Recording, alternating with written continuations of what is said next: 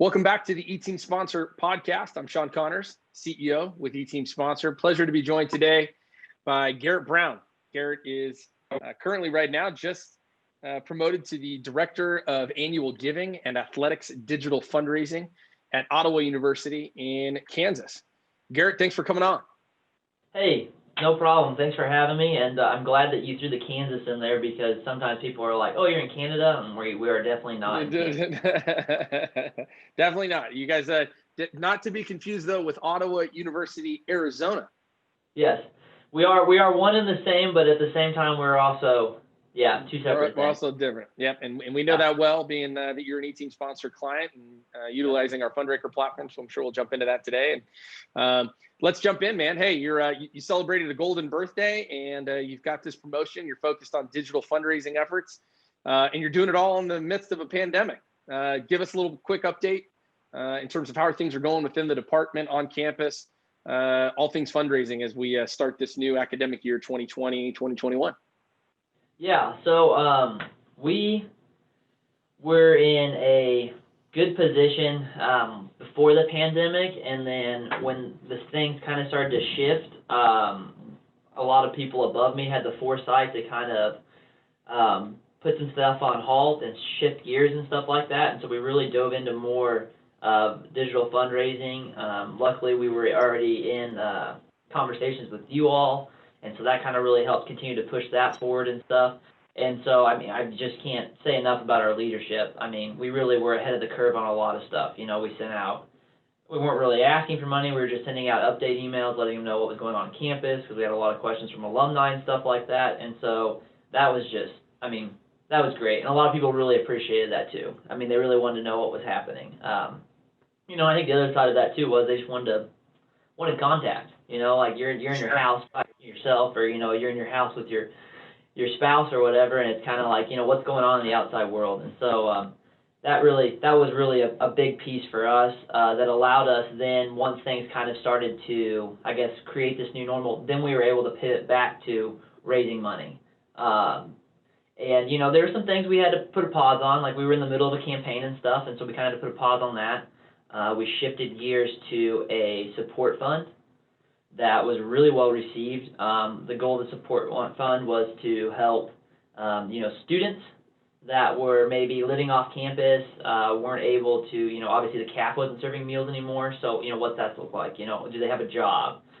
You know, we had a lot of faculty and staff that went part-time up until the end of our fiscal year, which ended in June. And so, you know, the support fund kind of helped them offset some costs and stuff like that. And people got behind that. I mean, you know, they got it. We weren't immune to any of this stuff. I think the benefit that we had, that we're a small campus, we have about 750 kids on campus, and so, you know, that kind of helped us really isolate, you know, on a really minute level. But at the same time, I think it also allowed us to get back faster. You know, everyone's wearing masks when you're out and about. Here we have kids on campus. You know, a lot of classes are online, especially your freshman and sophomore, you know, your gen ed courses and stuff like that, and it's been great to see. It's been good to see, because, you know, you don't see that necessarily out and about or on the news. You know, it's either you're wearing a mask or you're not wearing a mask, but like here, people are just so behind the fact that we all want to work towards a common goal, which is being here, and, you know, allowing our students to have the same experiences that I had when I was a student, that, you know, Joe Smith in 1970 had, and, you know, he met his wife, and, you know, so it's really cool to see that people get behind this common mission and keep moving forward. Like, you know, yes, this is an obstacle, but we all understand that we're going to get on the other side of this. So that's awesome, man. I love hearing that. That's great. I can feel the sense of pride that you have, being that you're an alum as well. I know we talked a little bit before we started recording, so talk me through a little bit of that. I mean, just, you know, here you are, you guys are in the middle. It sounds like you were in the middle of probably a capital project or capital campaign. You had to put that on hold. You got to pivot towards this, you know, support fund, which is awesome. What was that like for you, being an alum and knowing, you know, that you're able to give back to your institution more than, you know, obviously in a number of different ways? Yeah, so I kind of have a weird story about coming here, and I don't want to, obviously I want us to get to everything that you want to talk about, but I grew up in Ottawa, and my mom worked here for a number of years. She worked in the IT department, And I always thought to myself, there's no way I'm going to school there. Like I'm getting out. I'm going somewhere else. And it's, I was getting towards the end of my senior year of high school, and I played soccer, and I had a couple offers for some other schools, and I was really kind of debating about not doing that at all and just, going to school and just enjoying it. I was going to go to a big, state school where all my friends are going, and I was like, that'll be fun. And then, I came and I had one more practice with the team here, and I was just like, this is a good group of guys. This would be fun, and they were good too, which was exciting for me because I was kind of on some roller coaster up and down teams in high school, and so I was like, this would be okay. I was like, I'll give it a couple of years, and if I don't like it, I'll transfer out, right? And like after that first semester, I was like, yeah, I'm staying. Like, I had good friends around me. We're like this community inside of a community. I saw my parents like once or twice a week, if that, maybe at games or at church on Sunday. And so it was just, it's a fun place to be, and it's a really fun place to work. And I think as a student, you don't understand all the behind the scenes that goes into it. Because like I said, we're a small institution. And so you just see what's on that side of the fence, and you get behind the scenes, and there's a lot of people doing a lot of things, wearing a lot of hats, and it's just, really putting a lot of hours in, and the only reason they're doing it is because they like what's happening here. They like what OU provides to people. They like what OU brings to the community. They like what OU does for, our students while they're here, and then post-graduation and stuff like that, and it's cool to see that. I really gained a good appreciation for that once I came on board, so. I love it. I love hearing that. In terms of, you said small school. So real quick, just for the listeners that are and viewers that are watching this, tell us a little bit about Ottawa, 30 seconds or less. How many students, where are you guys located? Kind of what are your demographics there? Okay, so we are in East Central Kansas. We're about 30, 45 minutes from the KC area. I think we're right under, we're somewhere between, we're floating the line between somewhere between 750 and 800 students, depending on, fall semesters and drop-offs and things like that. Anyway, and then, so you're going to get a relatively small class size. It's a 4-block radius campus. It's 2 by 2 by 2. Everything happens right here. You have an administration building, you have the Toy Jones building, which is one of the oldest ones that I work in.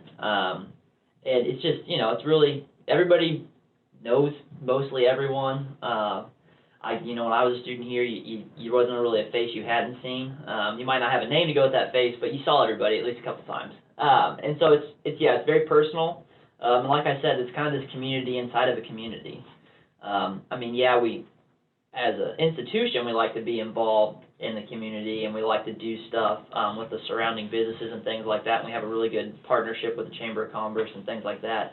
But I think as a student here, it's really kind of funny how, you could spend all 4 years on campus. It amazes me how, some of these students don't get out and do stuff, which at the same time is sad, but also speaks to how cool of a culture we have just here. Student life does a great job with stuff like that. We're also, there's a huge student section. Well, there was a huge student section at games and stuff like that when we could have fans. But it's neat. It's fun. I think we're like 80% student athlete. That's always the number that I've heard. It may be higher than that now. We've been growing quite a bit. We've been adding a lot of athletic teams the last couple of years. We have men's and women's lacrosse now, men's and women's bowling. Yeah, I saw the bowling pin behind you there. That's cool. Yeah, that was the first year that they started at a bowling team. They did that as a high-level donor, basically. Got a bowling pin. I can't remember. It was like over $500 or something. I didn't give $500, but they Jeff Poston, the head bowling coach, brought that for my old boss, Paul. Okay. Gave it to him kind of as a, hey, this is what it's going to look like. We want you guys to have it, because he was so excited to be raising money and I guess just work with our office in general. And so then Paul gave it to me, and so, yep, it's back there. But awesome. Yeah, I think the most recent one is women's flag football. I think that was the last sport we added. I remember. I heard right. That's so cool. We know seeing the growth of women's flag football in the NAI is awesome to see. And I've had a couple conversations with Jim, the president of the the NAIA, and I know that was a big initiative for them. And so really cool to see schools like yourself adding that. Something that's really piqued my interest in knowing more about your school is you have these unique aspects to it, being that it's a smaller student size in terms of the student population, but such a large percentage of your student population is athletics. That's near and dear to our heart here at E-Team Sponsor, being that that's really where we feel like we can focus. Let's talk a little bit about those unique aspects and some of those challenges too. And you brought up the word leadership earlier. What does leadership and influence look like within your your advancement department for a school that is 850 students, but knowing that 80% of them are student athletes? How do they lead across the department? How do you lead within the department in your role and this new role with digital fundraising for athletics? Yeah, I think that I think what you see a lot. Well, I'll start with the student side of it. I think what you see a lot with in the student population is even if you don't play a sport, because we have a large number of 20% that are not here. Maybe they're here on an academic scholarship or theater or music or whatever else. I mean, we have a really robust music program too. Jazz band, pep band, all that stuff, orchestra, and it doesn't matter though. Like, I mean, once you're here, you're here. Like, it's really cool to see. Like, I lived with a group of guys. I had there's 4 of us. We lived off campus. One guy played soccer with me, and the other 2 were in the band. Like, we were just good friends. We were friends in the freshman dorm together. We stayed up late and played Call of Duty and stuff, and we lived together for all 4 years. Forrest, who was one of my roommates, he played jazz guitar in the jazz band and did a number of stuff with that. And then my other roommate, Jesse, played drums in the pep band, and so he'd play at soccer games, he'd play at football games. He was really cool guys, and just really fun to be, to kind of cross-pollinate, athletics and a music department like that. We all got along great, and, we had fun together. So I think you see that a lot on the student level. It doesn't matter what you do or what sport you're in, once you're here, you're a Brave, and that's what's important. And I think that starts with the coaches or with professors and stuff. Everybody gets treated the same, everybody's on the same level. And then it kind of, then works its way into the classroom. But you also see it on the academic side of things, and then with student life and the Dean of Academics, Dr. Eric Koch, they do a great job with that. They get people pumped up to go to games. They also get people pumped up to go see theater productions. Like, I mean, we're all about celebrating each other for what we do, whether it's on a field or off a field. And so I think that's really neat. And so I think, back to the idea of leadership, I think probably if I had to categorize it, I think everybody's a little bit different, but I think the thing you see the most here on campus, definitely in my department, is a kind of a servant leadership style. We're here to serve, and we do that first. Almost anybody in my department and a lot of departments on campus, they're ready to jump in and go. Like I said, you got to wear a lot of different hats when you're a small institution like we are. And so, it's sometimes you're called upon to do stuff, and you just got to hop in and do it. And I think you don't get a lot of pushback on that. Like, people are 100% willing to step up to the plate, and it's a fun environment to work in, for sure. That's awesome. That's awesome. Well, talking about, your role, you're focused in annual giving, digital fundraising for athletics. Talk to us a little bit about what the last 6 months have been like, given the pandemic.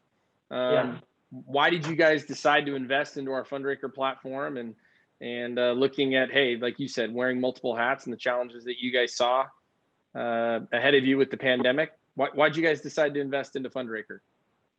So we had, so I was a GA in this department first before I was hired on full time. So I got my master's here as well, and so I finished that up in 2018.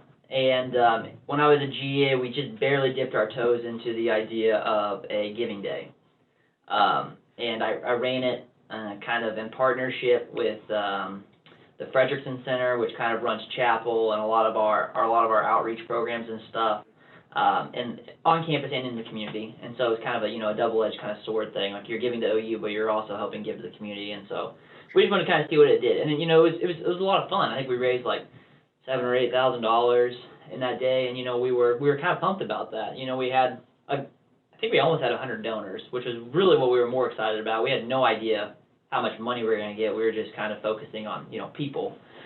And so we're like, okay, this is there. Like, the platform is there. Like, we need to dive more into this. And so we started with a different crowdfunding platform, which was really great. I mean, it really was. It was great on a lot of levels, but it boiled down to time. And with their setup, I was doing all the work. Like, I was creating all the campaign pages, and I was sending out all the emails and all that stuff. And as my job began to evolve, and when I was a GA, that was fine. But as my job began to evolve, and then I got hired on full-time, it was like, okay, I'm also in charge of this, I'm in charge of this. I was like, yeah, I don't have time for this anymore. Athletics was really jumping on board with it, which was great. And as Janet, who's my boss, Janet Peters, who's our advancement vice president, says, it's a high-class problem. It's a problem, but it's a good problem to have. We have a lot of people that want to raise money, and they're doing it through us, which is awesome. And, we're making sure the donors get receipted properly and all that stuff. But, it's just weighing me down a lot. And so that was kind of when we decided we need to see what else is out there. Like, we proved that we could raise money doing this. We were very successful with this other company.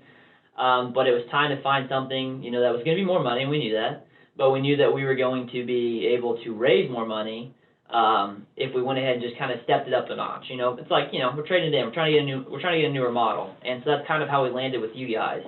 Your service was really what drew us to you. The fact that you get in there and work with the athletic departments. You talked about it earlier. We're this big institution that has, 2 different residential campuses, and then we also have some online hubs that cater more to non-traditional students.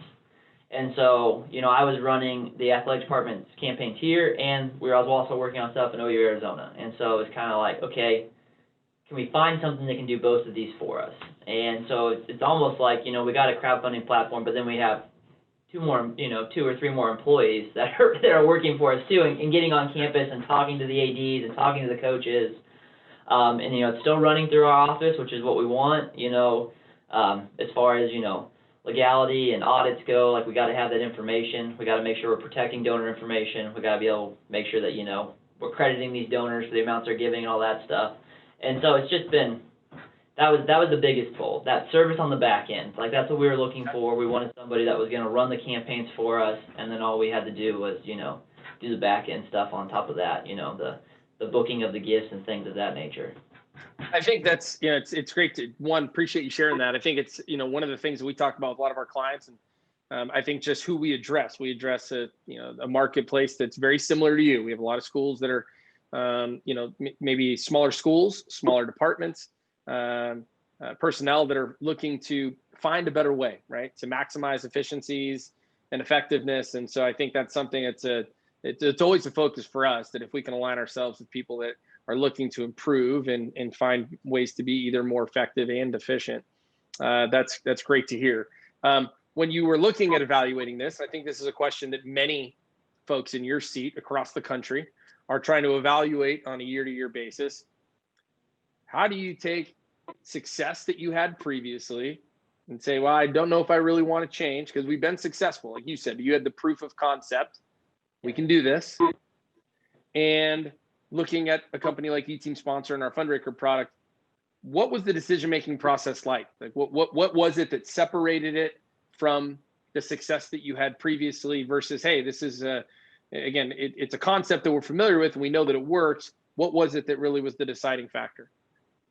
Yeah, so when we were looking at it, we raised a little over $100,000 with our old platform. But again, I mean, I did everything. I built the campaigns, I talked to coaches, I sent out the emails, like, I did it all. And it was just, completely just all on my shoulders. And so that was a lot. But I think when we were looking at your guys' package, yes, it's more money. It was about, I don't know, twice as much as what we were paying, or a little bit more than that. But at the same time, I thought, and after talking to David and Randy and a couple other guys over there, I really felt confident that we were going to be able to raise 2-3 times the amount that we had raised with the old platform. And I think, we're already blowing it out of the water. I have 22 athletic teams here that are currently fundraising. I have a number more that are waiting to the spring. I have 3 in Arizona that are fundraising, and see, Arizona's different though because they're all playing in the spring. So Sure. it's not that they don't want to do it; they're just waiting until they're in season, which is fine. And so I have 3 that are down there fundraising. I also have 2 other programs on campus. One is Greek Life, and the other is, what is it? Greek Life and Student Senate are also using this platform, which I think that's the other part. I'm talking about draws. Like, I mean, yes, it's athletic focused, it's designed for athletic teams and all that, but it's compatible for anything. I mean, we're gonna use this for our giving day, in April. So I mean, it's gonna be great. Travis helped me set up a little campaign because we're trying to get the campaign rolling again. The one we had to put on hold. And so he helped me set up a page for that to send people to, so we can link that to our athletic website. Anyway, so just little things like that. Like, I mean, it's not, yes, it's primarily athletic driven, but you can use this for so many things, and that's another reason I love about it, honestly. But between our athletic teams here and the couple programs that are raising money, and then the 3 down in Arizona that are raising money, I mean, I think we're closing in on $200,000.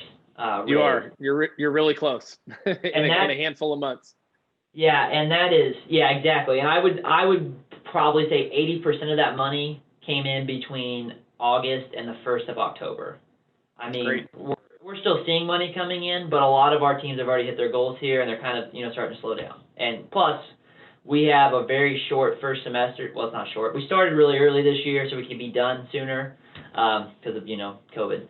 And so our last day of semester is before Thanksgiving.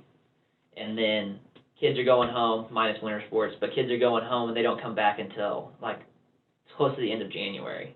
So so we're kind of on the downhill slide of fall fundraising, but I mean it's been that's awesome to hear, man. That's great to hear. You guys had set a goal to try to raise 2 to 3 times as much as you did previously, and you're well on your way to being able to do that. Who knows? Maybe by the end of this call, you guys will be close. In terms of your experience, I know you mentioned some of the folks that you work with here, David and Randy, Travis, our team here. What has been, I guess, your best experience working with us? Has it been product related? Has it been like certain feature set? Has it been working with the people here in terms of the support that we provide, our process? What has been really your favorite feature or favorite aspect of working with us to this point? I think for sure it's a lot of those things. I think if I had to pick a favorite, I would say the support and the service, but I also would say your guys' I guess knowledge with the product, but also knowing what makes athletic teams raise money, if that makes sense. Like your guys' ability to get in there and understand, after we send out this first round of emails, we're going to have so many people that are going to drop off. And so then we got to have, so then we're going to, and establishing realistic goals too. That's the other thing. Like you could have a small, that I had that a couple of times when I was doing this all by myself. I had a coach come to me and he wanted to raise, $20,000. Well, he had a team of 10 people. And I was like, I love it. But do we have is there like a big lead gift that you're not telling me about? Do we have a vendor that's going to match 10K? Sure. So I just your guys' background in this has been incredibly helpful because, I haven't been doing this for very long. I've gotten lucky with a lot of this stuff, with finding you guys, with having the support from you all, having support from my office and stuff like that, in our marketing department. I'm very blessed to be in the position I am, and largely just because of the people around me, and that includes you all. So I really do. Awesome. I do. That's great. We'll circle back. I'll ask you one more question here about us in a few minutes, but I want to talk more about your department and really just, fundraising through the pandemic. What was the confidence level like going into the summer? You said you guys were looking to make a switch sometime in the June, July timeframe. That was right smack dab in, one of the biggest, I think the largest spike that we saw in terms of the coronavirus. So talk to us about what was it like being in those meetings with your staff? How did those conversations go? How were you going to approach your donor base or, just approach fundraising altogether? Yeah. So there are there's 5 of us full-time in this department. Well, no, technically there's 4 of us. Our office administrator, Susan, is part-time, or as I like to call her, the gatekeeper. So we all have a lot going on, and we had a lot on our plates to begin with, and then this kind of threw a wrench in that stuff. You know, you look at planning things, you know, months out, you know, 6 months out, really in advance, and then it's like, I don't know if we're going to be able to do that. And so Janet was just, I mean, very level-headed through the entire thing, and met with, you know, our president and our chancellor and trustees and things of that nature, you know, via phone calls and Zoom, because you can't see people. And you really made the decision to cancel a lot of that stuff early and kind of start rolling out this, okay, here's what we're going to do. OU cares. OU wants to know what's going on in your life. Let's update and see what we can help with. And I think that really hit people. That really resonated with a lot of people, and we saw that. And I think a lot of that just came from, you know, mainly Janet, but also a few of the other people in this office monitoring what was going on. You know, I talked about that a little bit before we started jumping into this, was, you know, I enjoy doing this. I was really excited about doing this podcast. I listen to these. You know, I listen to stuff from AGN News. I listen to stuff from IUPUI or whatever it is, you know, stuff of that nature. And that really speaks to fundraising and speaks to philanthropic work in general, and kind of what they were saying and the trend they saw coming. And I think that really helped us out a lot. Because, I mean, a lot of other schools in the area are not in the same position that we are in. And we also were kind of the first people to start saying, hey, you know, we're gonna go ahead and cancel homecoming, because we were supposed to have homecoming in the middle of October, and we canceled that in, I think, June, if not before that. You know, and so we pushed it to April. We're gonna do our banquets and stuff in April, hopefully, knock on wood. So, you know, I think just that mindset of, okay, we're not batting down the hatches, we're not hiding underneath our desk, but we're gonna step back, we're gonna evaluate this from 30,000 feet, and let's think about this a little bit. And sure, you know, yeah. and we're able to start rolling out this, you know, the Brave Support Fund. Okay, that's great. People really like that. They're excited about that. You know, we got a big matching gift to kind of get that thing going, which was awesome. Nice. How much did you guys get in the matching gift? $25,000. Awesome. Congratulations. Yeah, That's great. Yes, thank you. And so that was great. And so, you know, we got that going. And then next step, okay, so people were, you know, they're excited. They want to know what's going on. Okay, so, you know, are we going to have kids back on campus? Yes, we are. Here's the plan for that. And obviously that's not our department.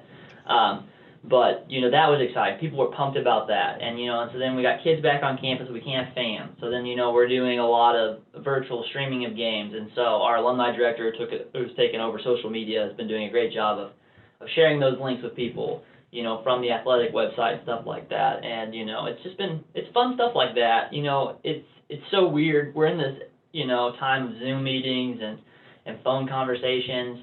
And so, yes, you want to talk to people face to face. Hopefully you have your mask on. But at the same time, it's, you know, those little points of contact, you know, whether it's a Zoom meeting or a phone call or me sending an email to somebody or sending out a mass update on what's happening on campus, people really appreciate that. Yeah. Sounds like sounds like that communication both internally and externally was really the key to your success to be where you guys are at now. Yeah, it really was. I mean, like I said, we're very lucky to be in the position we are, and I think that's because we were very preemptive with a lot of this stuff. You know, we were ahead of the 8 ball in a lot of ways, and so that was exciting. I mean, it's not exciting, but in the same way, it kind of makes you feel good a little bit that, you know, okay, we're doing all right. Like we can do this. So. Awesome. Well, let's got a handful of questions left, and we'll wrap up again. Meeting with Garrett Brown, Director of Annual Giving and Athletics Digital Fundraising at Ottawa University in Kansas. Garrett, I got a question for you in terms of strategically. You know, what would you say looking back? What's the one thing that you learned through those strategic plans and those kind of pauses and pivots that you identified throughout the course of the last 6-7 months? What's the number one thing that you've learned that you think will help you for your role in, you know, advancing the mission of your school here in the future?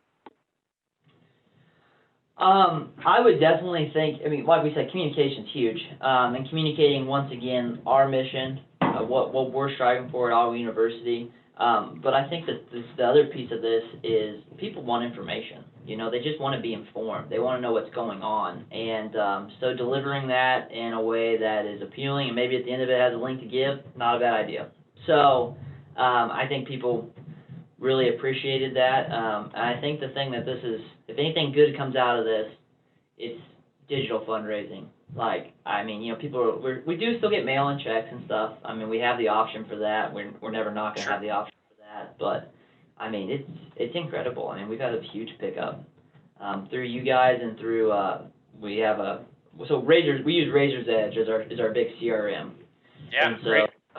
A component of Razor's Edge is Luminate, which is what we use for a lot of our alumni emails and appeals and things of that nature. It's also what does our credit card processing for us when people give through that side of the thing.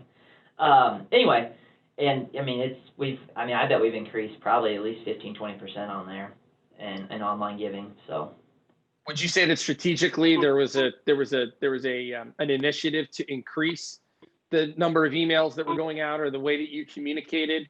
And was there ever a conversation around like the fear or the confidence with regards to should we include an ask? You know, the question that we always ask, right? Is it how much ask content do you send versus non-ask content?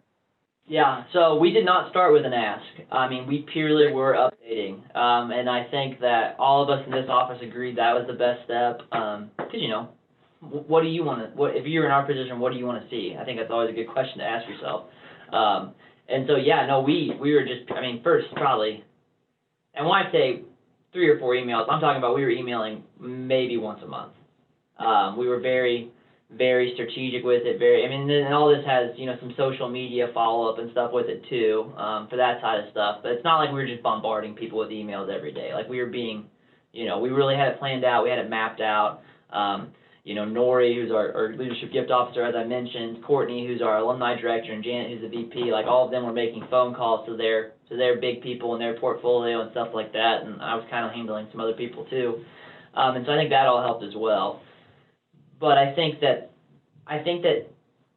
you can't just go dark. Like you can't go quiet. You gotta let them know what's going on. And I just, you know, I think that was big for us. Like, you know, we just kept informing. I don't think we dropped an ask until, so our fiscal year ends in June. I don't think we had anything out that actually had like a link on it or was a hard mailer with an ask or something like that until July.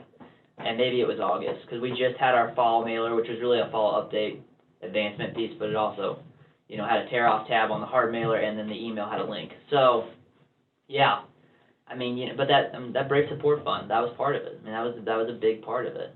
So. Sure. And I got to imagine that the amount of money that you have targeted or your goal for your annual fund didn't change. If anything, I'm sure it goes up every year, just like every school.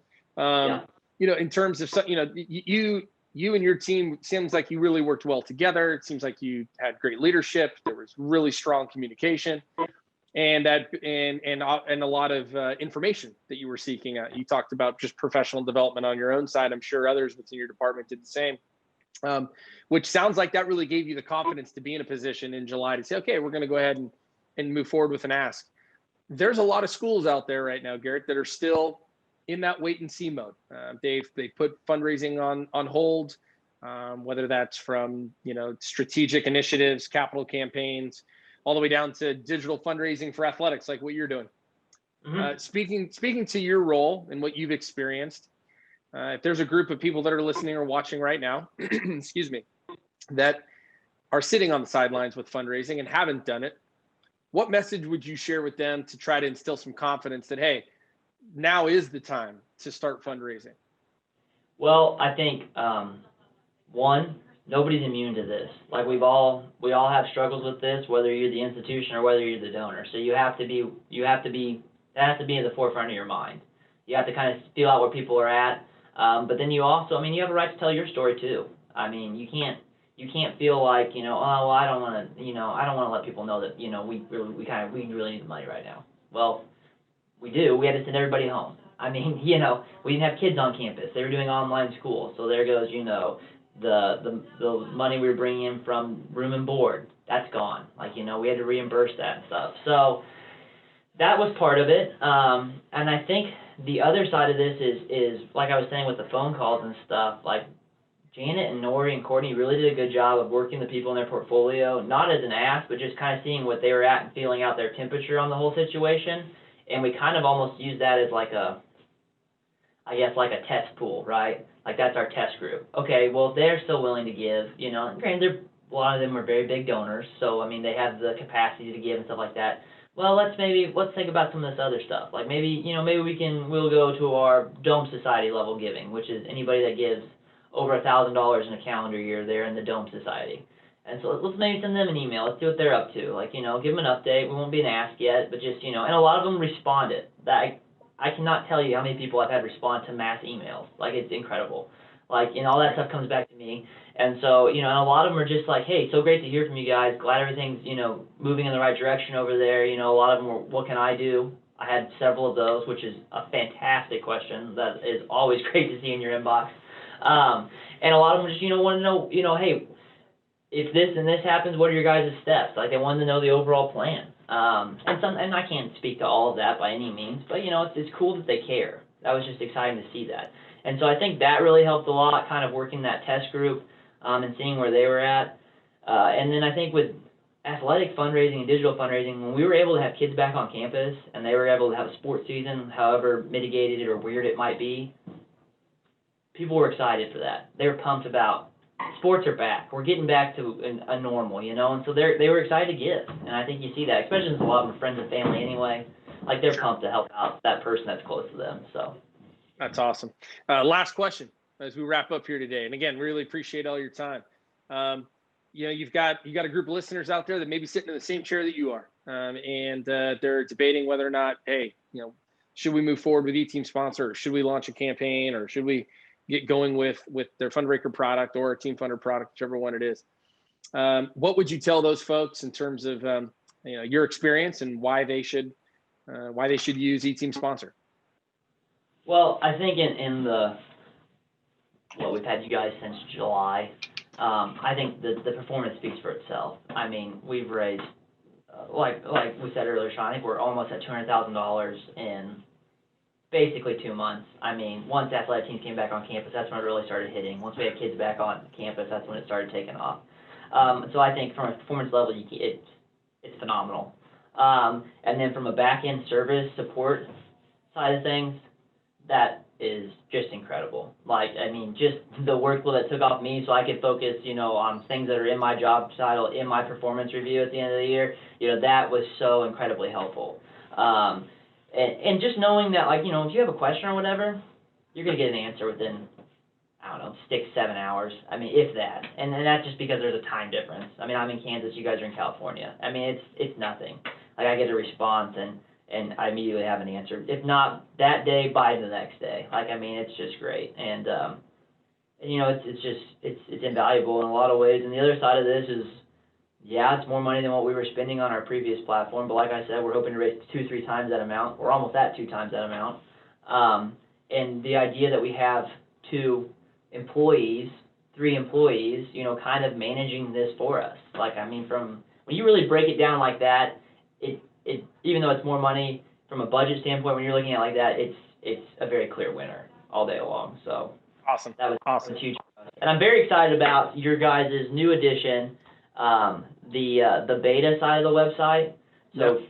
Classic to the beta view, pretty pumped about that. I'm a big nerd for the data on stuff. Like, I love that it tells me on my breakdown when I pull donors. I love that it tells me whether this person gave on Facebook or over the, you know, through a cell phone or through the email. Like, I love that stuff, and so I'm really excited about the beta view and all the analytics that's going to give me. Like, that's cool stuff. Awesome. So awesome. That's great to hear, man. We are, you know, one of the things that we innovation is one of our brand pillars. Innovate, support, and execute. I think you nailed all 3 of those in your testimony as to why somebody should come on board with E-Team Sponsor. We appreciate you sharing that. That's what we're focused on. So the innovative side of this, we try to listen, tell our team all the time.